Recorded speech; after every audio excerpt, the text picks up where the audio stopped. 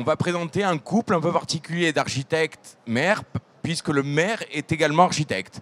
Donc je présente Jean-Marie Saïté, maire de Galérire, commune de Haute-Corse, je ne dis pas de bêtises, une commune de 700 habitants située au sud de Calvi, et dans laquelle interviennent l'agence Studio Pi, dont je suis entouré. Je commence par Céline Philippe, et Pierre-Louis Philippe. La particularité de leur relation avec le maître d'ouvrage, donc le maire, est aussi qu'ils interviennent dans 3 contextes et 3 situations différentes. Une fois où la mairie est maître d'ouvrage, une fois où le CIVOM, donc le CIVOM c'est le regroupement de deux communes, et une fois pour le SDIS. Et voilà, donc je vous propose de prendre la parole. Je ne sais pas si vous voulez commencer par proposer peut-être une petite présentation de ces 3 projets. Et après, je pense qu'on pourra lancer le débat sur relations entre architectes, maîtres d'ouvrage, maires, l'importance de l'architecture dans le développement d'une commune rurale. En quoi être architecte, c'est aussi pour vous, en tant que maire, ça a été une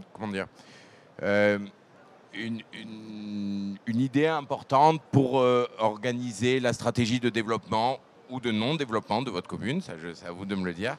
Et voilà. Donc je laisse la parole à mes confrères qui vont, si Jean-Marie, tu es d'accord, oui, non, mais aux confrères qui agissent.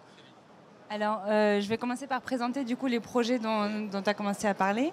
On a donc ces 3 projets sur la commune de Galérire.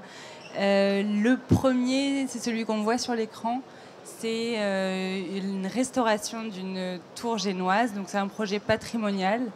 La tour est inscrite monument historique. Et l'idée était de retrouver un état antérieur et d'utiliser aussi dans les matériaux les pierres de la tour qui sont très caractéristiques du site. Et vous allez voir à Galère, il y a vraiment cette pierre orangée et très marquante. Donc ça, sur ce projet-là, la mairie de Galère, donc Jean-Marie, était maître d'ouvrage et il nous a laissé. Donc il avait cette vision, la vision de base, ce que tu nous as dit, ton brief. C'était de retrouver la silhouette de la tour, la silhouette initiale de la tour, parce que le magasin qu'on voit accolé était complètement englobé la tour, était complètement enserré la tour, et l'ensemble, le profil de l'ensemble ressemblait finalement à une locomotive. Enfin, on voyait plus trop la tour génoise, quoi. Et l'ouvrage important, l'ouvrage historique, c'est vraiment la tour, et il fallait détacher un petit peu les deux. Et on a vu finalement dans les recherches historiques que le magasin autrefois était bien détaché de la tour. Donc ça, c'est le premier projet. Ensuite... Oui, on peut peut-être passer un peu les images. Ça passe pas tout seul. Je le fais. Voilà, bon, là, ce sont les détails. Voilà.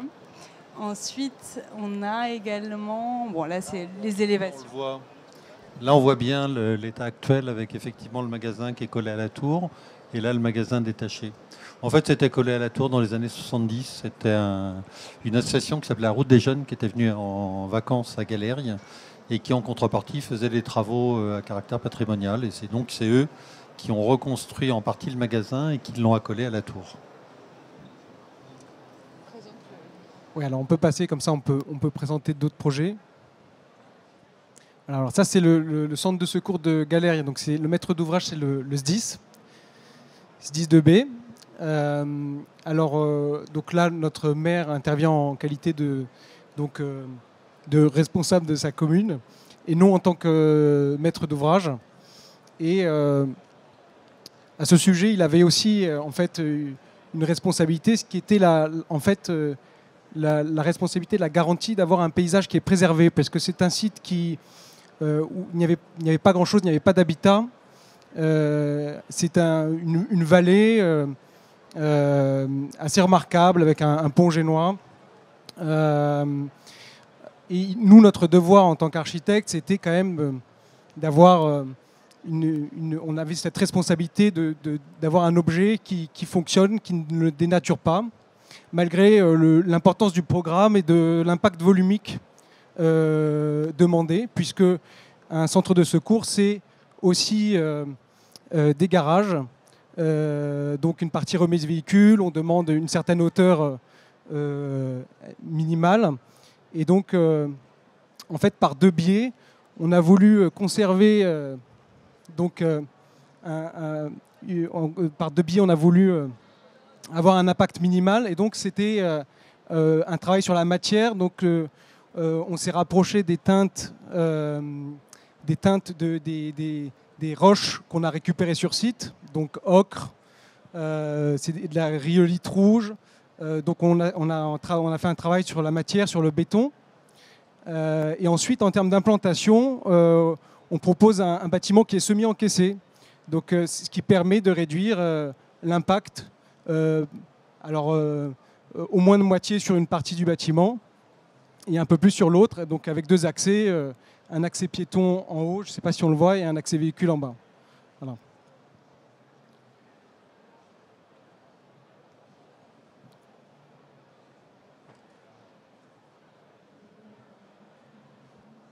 Continuer. Voilà, ça c'est un autre projet, donc Casa di Ufang, où c'est pour le compte du CIVOM. Et là, en l'occurrence, l'enjeu c'était de réhabiliter une maison. Donc c'était un habitat individuel qui n'avait pas beaucoup de qualité, en tout cas architecturale. Et le sujet c'était comment on peut faire en sorte de redonner un petit peu d'élégance à ce volume. Et à lui trouver une nouvelle destination, le transformer finalement. Et là, c'est un travail toujours de la matière en termes de contextualisation. Donc, on a voulu travailler sur une structure en bois, un bardage en bois. Et donc là, ce sont les essences que l'on retrouve sur place. Donc, pin maritime, pin lariche et chêne. Voilà, donc il y avait cette volonté de travailler sur des essences locales et en circuit court. On peut passer. Et l'idée, c'était de faire une porte, c'est ça, hein, c'est un accueil, une porte pour le site du Fango. Oui. Voilà, on a l'image. Peut-être on peut passer maintenant la parole à Monsieur le maire qui pourrait nous raconter dans ces trois différents cas comment s'est passée la relation à l'architecte, qu'est-ce qui vous a, je ne sais pas si attiré c'est la parole juste, mais en tout cas qu'est-ce qui a été important pour vous dans le choix en tant que maire. Sur un projet vous avez participé au choix, sur d'autres probablement vous avez donné des indications aux deux autres maîtres d'ouvrage de quels étaient le cadre important pour vous, pour votre commune.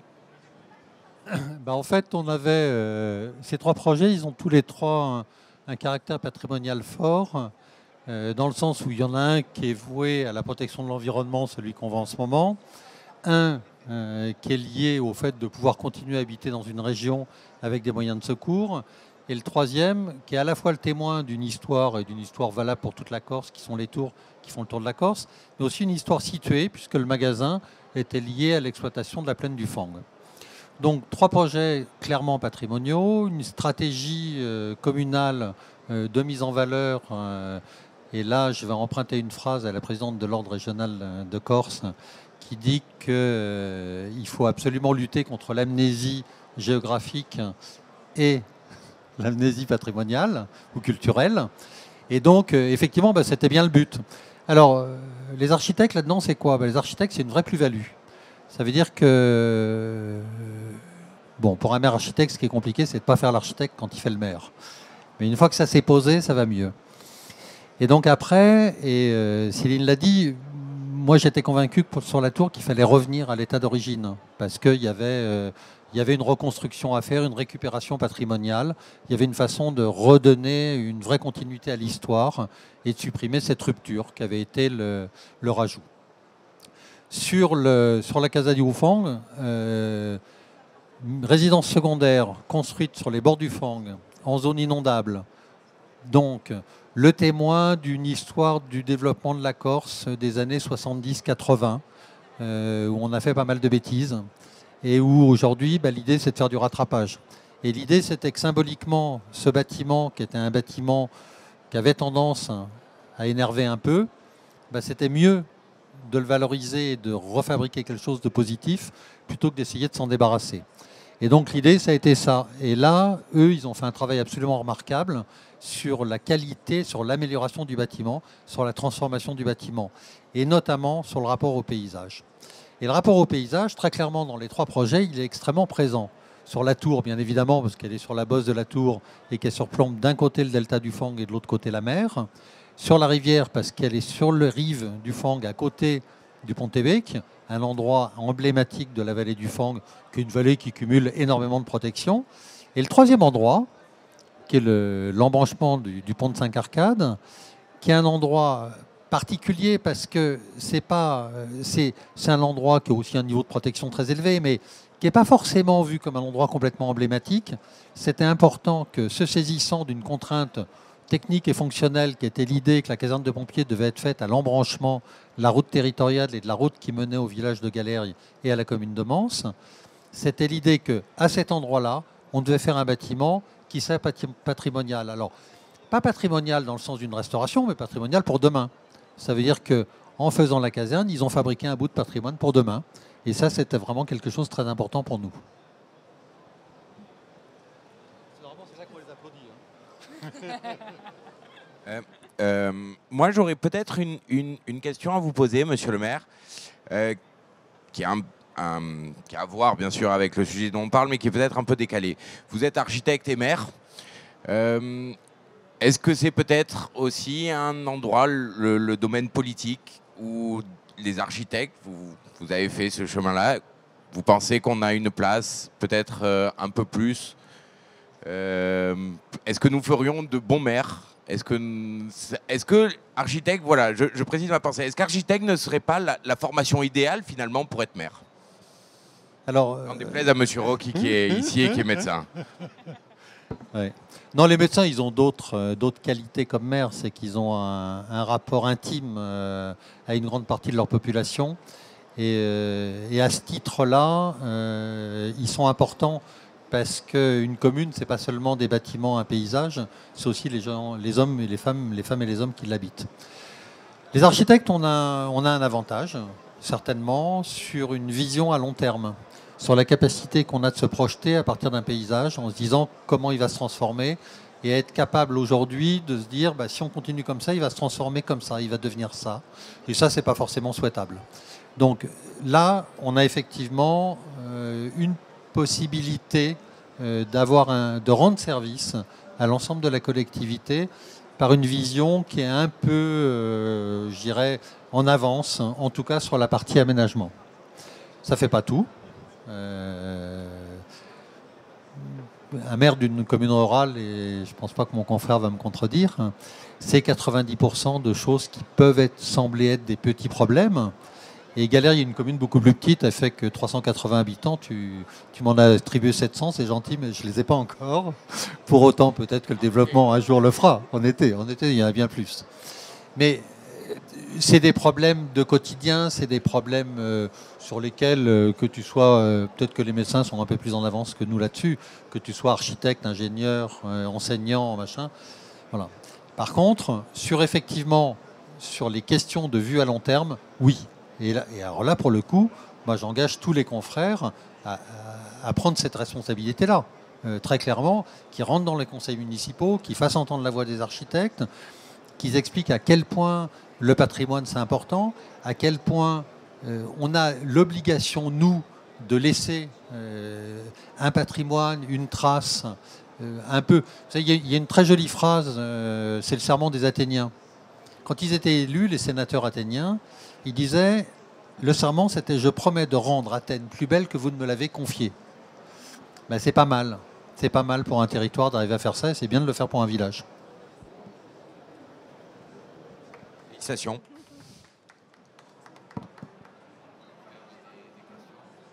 Alors on prend les questions du public. Bon, ouais, je suis bavard, hein. Moi je peux continuer pendant un quart d'heure.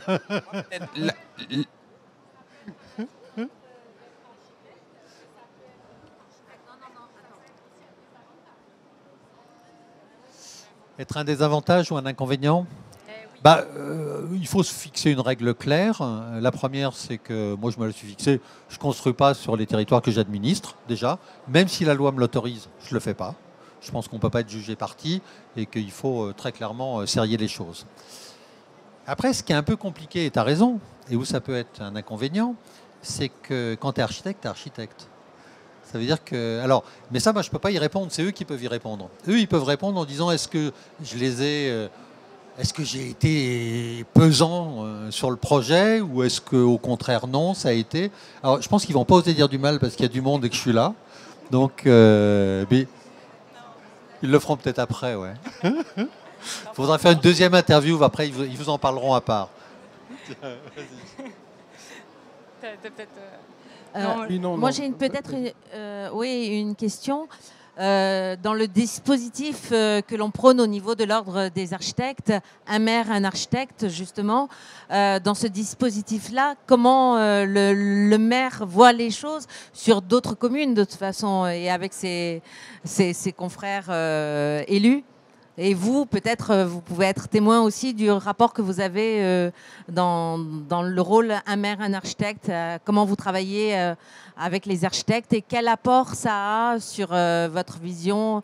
Est-ce que vous les prenez en conseil en amont ou uniquement à travers des appels à candidature en maîtrise d'œuvre? Non, mais la première des choses, c'est que nous avons une nécessité impérieuse à notre époque, c'est de remettre l'humanisme au centre de nos discussions. Et malheureusement, on a une certaine rigidité. Alors on arrive avec notre population, moi en tant que médecin, de remettre l'humanisme au centre de la problématique.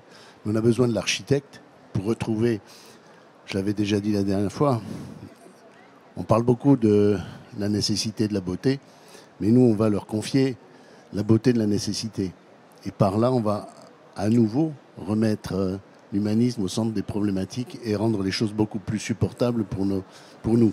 La définition de l'athénien qu'il a donnée n'est ni plus ni moins celle que nous avons maintenant pour l'avenir avec la reconnaissance du développement durable.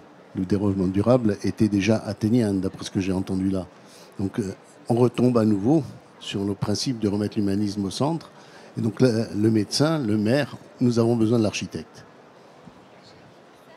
J'ai une autre question sur un des projets que vous avez présenté, sur la maison que vous avez, justement, vous l'aviez dit, vous ne l'avez pas détruite et vous avez gardé cette mémoire-là, malgré les difficultés des risques majeurs, plus ou moins, enfin du PPRI, j'ai cru comprendre. Oui, c'est ça.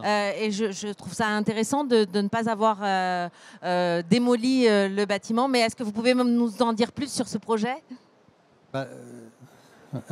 Oui, alors, ça c'est une espèce de question de principe. En tout cas pour moi, c'est on démolit pas sans réfléchir. On ne commence pas par démolir, par faire table rase, même si on y a tous cru il y a quelques années. Je pense que c'est un peu derrière nous. Donc on ne démolit pas systématiquement, on essaie de conserver. Là, le travail a été remarquable parce que c'était pas facile, parce qu'honnêtement, la maison n'était pas merveilleuse. L'endroit était magnifique, elle était merveilleusement située, mais le bâtiment lui-même n'avait pas des qualités architecturales énormes. Voilà. Donc, on ne démolit pas. Sur la tour, on a démoli un petit bout parce qu'on voulait revenir à l'état initial. Mais le petit bout qu'on a démoli, en fait, il va servir à fabriquer le béton de pierre qui refabrique le blocage de la partie haute de la tour, le garde-corps, et donc c'est un réemploi sur place. Donc l'idée, c'est bien évidemment d'être systématiquement en circuit court, en tout cas le plus possible, d'être le moins possible avec des choses qui aient une empreinte carbone lourde, et d'être le plus agile possible dans les interventions. Et pour ça, ils sont assez doués. C'est ça l'idée, c'est de travailler avec l'existant, avec ce qu'on a sous la main, en essayant de le réinterpréter, de le faire, de lui redonner un nouvel élan. Enfin, là, en l'occurrence pour la Casa di Ufan. Et je ne sais pas si tu as quelque chose à dire sur cette. Non, mais je crois qu'on a fait un peu le tour, mais oui, en effet, il est tout à fait possible de réutiliser, de restructurer un bâtiment existant. Et bon, on y arrive, quoi. Je veux dire, C'est pas, et celui-là, c'est quand même très emblématique parce que c'était vraiment un bâtiment de très mauvaise qualité. C'était en effet, c'était pas extraordinaire, oui, mais alors ce qui est assez génial, c'est on le voit sur l'image, c'est le paysage. Et forcément, quand on a un paysage comme ça, on a envie et on a le devoir de restructurer une architecture qui n'est pas de très bonne qualité. Alors, si j'ai encore le temps. Juste, pour vous, vous êtes maire architecte, donc c'était peut-être plus facile de faire confiance à vos confrères aussi, au regard de ce que vous venez de dire, que ce bâtiment n'était pas très vertueux. Comment un maire qui est un peu profane en architecture, on peut le convaincre justement qu'un architecte va être garant de prendre les meilleures décisions? Je crois que ça, c'est un enjeu important. Quel conseil vous donneriez vous, maire architecte, à un confrère maire, médecin? Parce qu'après, l'architecture et la médecine, c'est les mêmes fondements. On en arrive à l'humanisme, l'anthropologie, la sociologie. Tout nous rejoint. Ce sont des philosophies et des postures qui se rejoignent totalement, quoi. Alors, avant de m'adresser à mon collègue, je voudrais m'adresser au ministre de l'Éducation nationale en lui disant que ce serait bien qu'il y ait des cours d'histoire de l'art à l'école et que dans les cours d'histoire de l'art à l'école, depuis le primaire, au lieu de refaire 43 fois les dinosaures, on fasse un peu de l'histoire de l'art, un peu de l'histoire de la ville, un peu de l'histoire de l'architecture. Et ça ferait un bien fou. Et on le voit dans des pays voisins, et je pense à l'Italie où l'enseignement est comme ça, ça fabrique une culture générale qui est partagée. Et du coup, ça fabrique une exigence chez les citoyens en matière d'architecture. Et la première chose à faire, c'est ça. Parce qu'on n'est pas des murges, on ne va pas décider l'un et l'autre que c'est comme ça et que ce n'est pas autrement. À un moment, il faut aussi que la population porte les projets. Donc nous, notre boulot, finalement, c'est de faire en sorte que la population puisse les porter, ces projets-là. Ce n'est pas toujours facile, mais c'est notre boulot. Voilà. Et donc, je pense qu'il fait le même boulot que moi à ce niveau-là. Ça veut dire qu'on soit maire, qu'on soit architecte ou qu'on soit enseignant. Dans tous les cas, on est là pour mobiliser la population dans ce qu'elle a de meilleur et de l'amener à fabriquer un territoire, un paysage qui soit un paysage dont on soit plutôt fier. Voilà. Moi, ça m'embêterait de passer avec mes gosses et de dire non, ça je l'ai fait, mais non, laisse tomber. Non, c'est pas moi. Voilà. Donc, je préfère passer et leur dire non, ouais, ça c'est moi. Voilà, c'est plus agréable.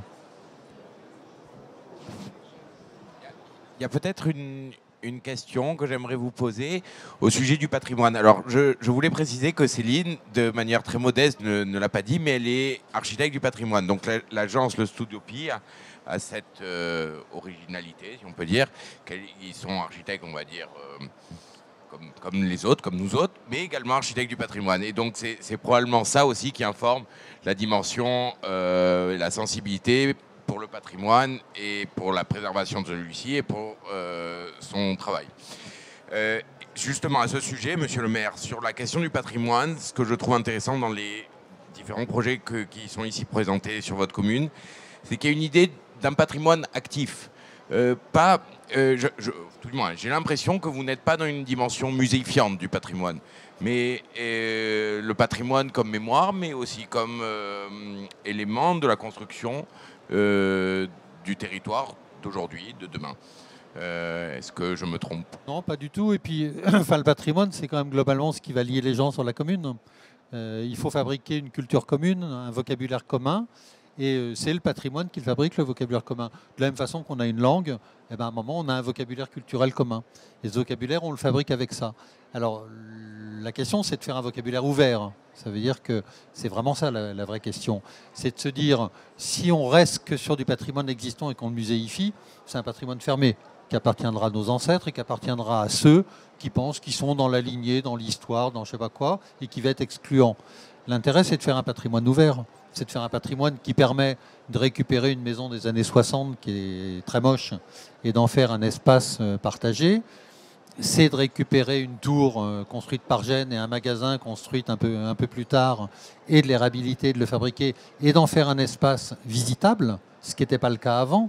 C'est-à-dire que le projet, il a pour objet aussi de fabriquer, en permettant au public de monter sur la citerne, d'avoir une vue sur le paysage et de découvrir aussi, que ce soit côté mer ou côté montagne, l'ensemble du patrimoine paysager de la collectivité. Voilà. Et puis les pompiers, on sait bien que c'est un bien commun, très clairement, et que le bien commun soit fabriqué dans une texture ou dans une couleur qui est proche de celle des roches qui l'environnent, c'est une façon aussi de fabriquer quelque chose de commun à l'ensemble des gens qui habitent là, mais aussi à l'ensemble des gens qui y passent. Voilà. Et c'est, je crois, l'un des rôles de l'architecture. Je pense aussi que le patrimoine, en fait, il se voit à plusieurs échelles différentes. Il y a vraiment au niveau urbain. Et d'ailleurs, Jean-Marie a commencé à travailler sur la réhabilitation du centre ancien de Galères. On a travaillé ensemble dessus. Et donc, il y a toute une vision urbaine qui est hyper intéressante sur comment on pouvait être organisé ces centres-là autrefois, etc. Et leur redonner une vitalité, etc. Et on a aussi au niveau du bâti, donc il y a le bâti évidemment protégé, une autre partie du bâtiment plutôt rural qui n'est pas forcément protégé, mais qui nous apprend énormément sur le type de matériaux qui est utilisé, la façon dont la gestion du climat était gérée à cette époque-là, dans cet endroit-là exactement et tout. Donc en fait finalement, le patrimoine est finalement une ressource assez intarissable et on y puise en tout cas beaucoup de notre façon notre façon de faire et d'aborder le projet. Et pour le maire, c'est effectivement aussi, j'imagine, un moyen d'attirer, d'être attractif finalement le patrimoine quand il est bien géré, réhabilité, etc. Et voilà. Je pense que... Et puis après, c'est vraiment, il ne faut pas se mentir, c'est vachement bien. Hein. C'est un plaisir de faire des projets comme ça, de bosser avec eux. Ils sont formidables tous les deux. Et de bosser avec eux sur ces projets-là, c'est un bonheur permanent. Donc c'est aussi une notion qui est importante. Enfin, on a des emmerdements quand on est maire, mais on a aussi des bonheurs incroyables. Et ça fait partie des plus grands bonheurs. Oui.